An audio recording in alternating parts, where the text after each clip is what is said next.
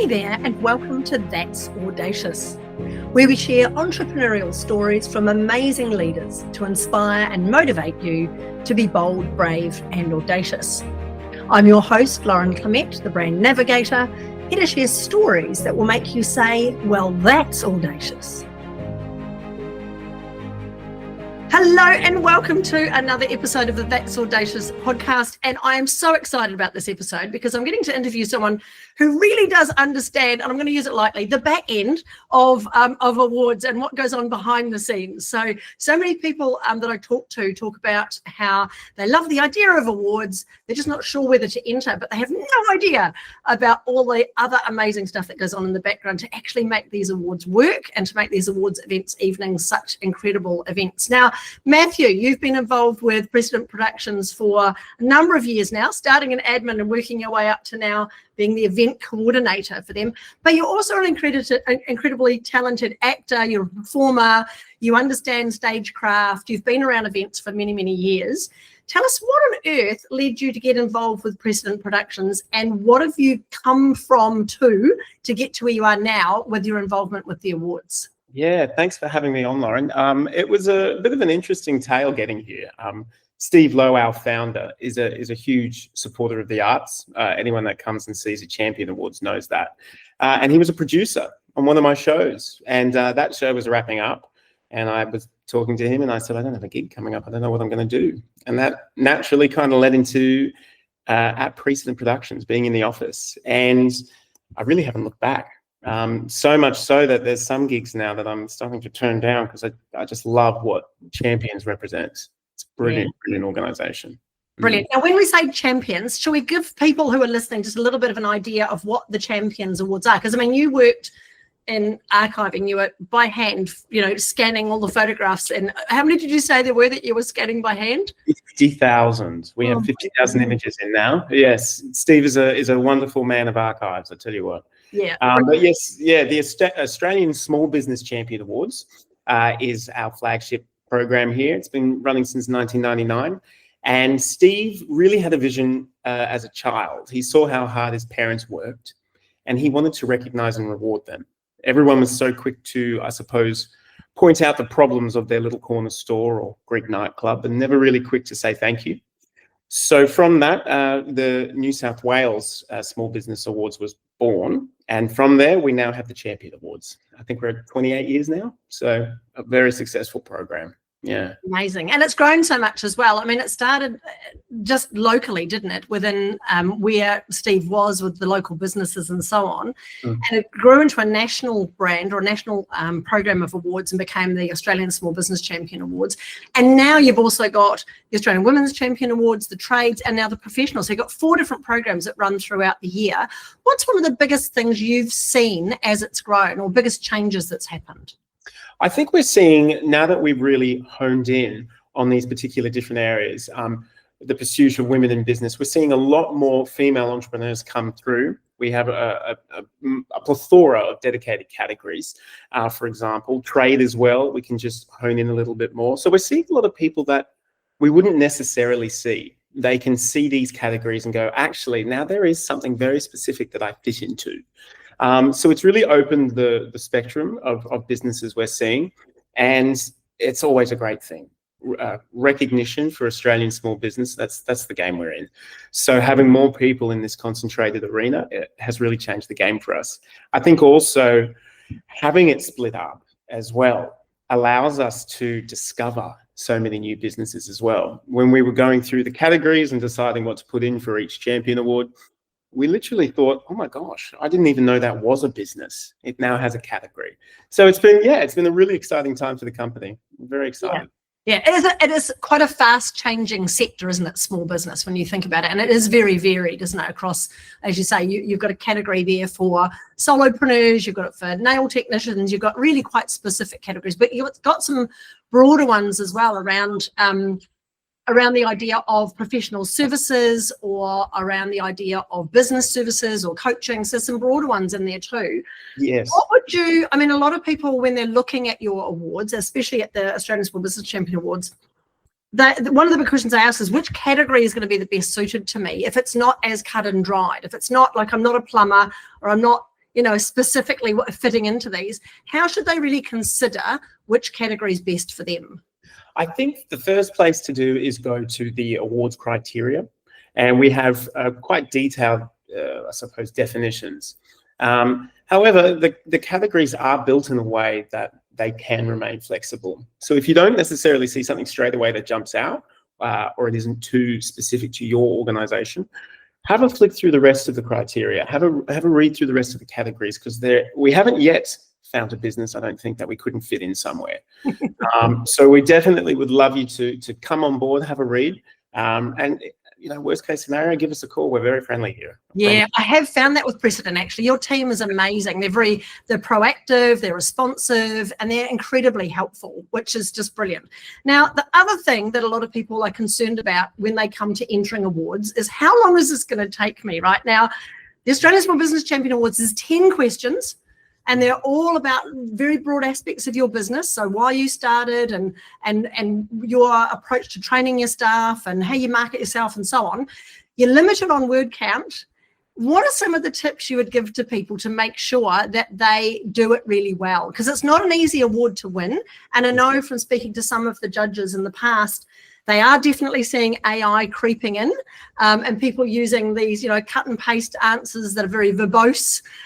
What are some of the things we could perhaps hone in on that might help people overcome that fear of entering and thinking it's a lot of effort, is it really worth it, and so on, but also giving them some tips to make sure they do it well?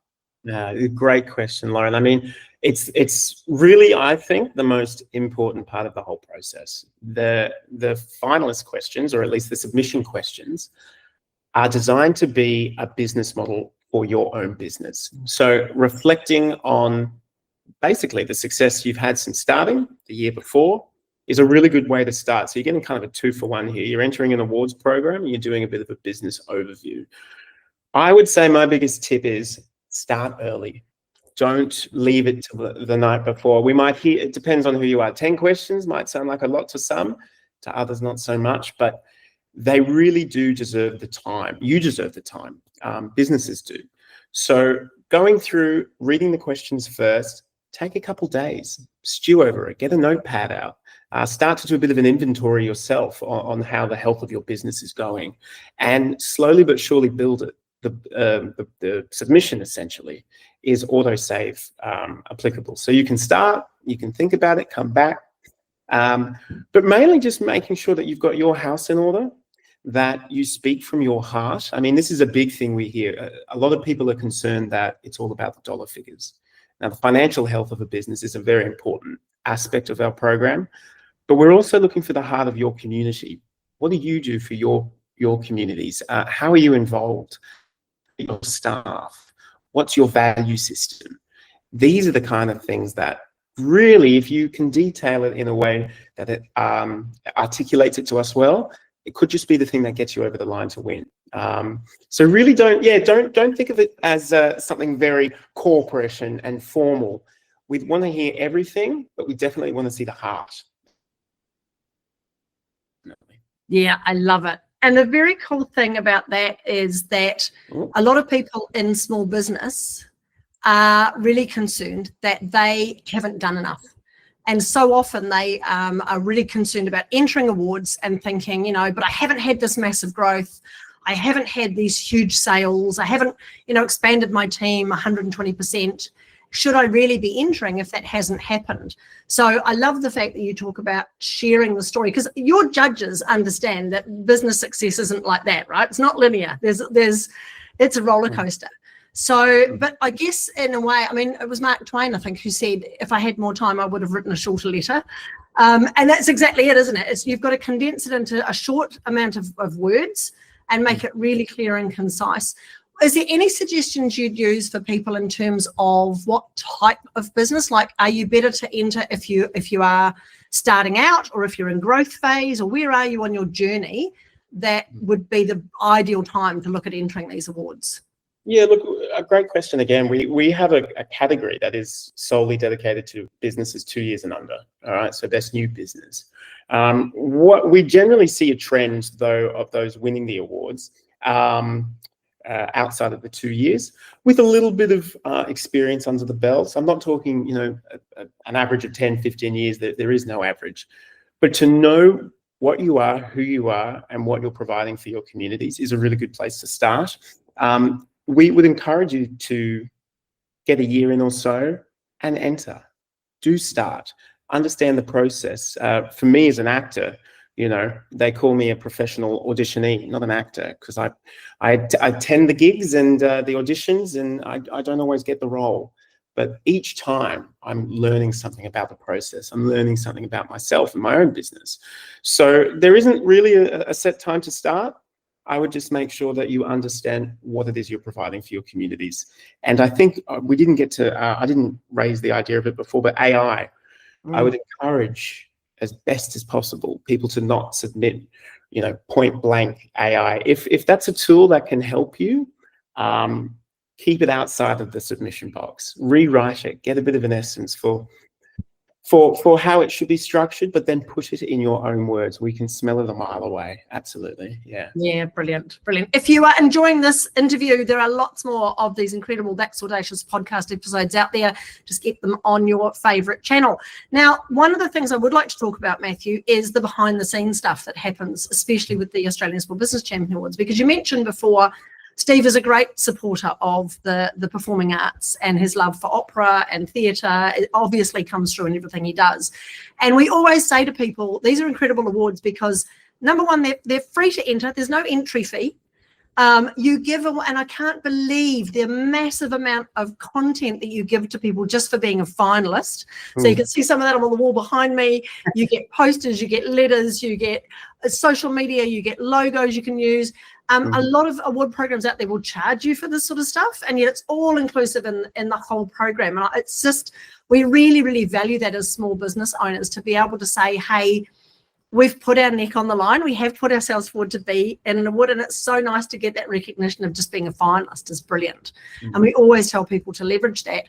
But to go to the event is something else. And over the years, I get ready every time to sit back and enjoy a Broadway style show with the fabulous entertainment. How have you managed to wrangle that, to get such great performers, to set up an amazing show, to make the event way more than just a bunch of boring acceptance speeches that people churn through on the night? It is definitely one of the go-to events in the country. Absolutely. I think, Lauren, on that point, it all starts with Steve Loe, the man who started this program. He had that vision over 30 years ago, and it was the vision of executing excellence, really.